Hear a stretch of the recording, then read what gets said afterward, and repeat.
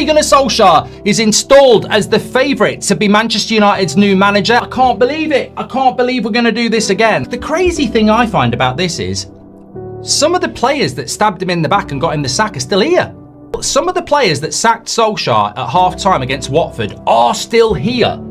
And he's going to walk in because he's happy, and they're going to go happy. And I just think, oh my God, this is almost the definition of the club. No one says what they really think. It's all smiles and then daggers behind your back. The scary thing for me is, at least if Carrick did well and we gave him the job, we've never experienced it before. But if Ole does well and we give him the job, I'm like, for me, it's Carrick, not Solskjaer. I'd probably go Fletcher over Solskjaer. I don't want Ole back, but if he comes back, obviously I'll back it. There's no point, life's short. We need European football. I think we can get European football.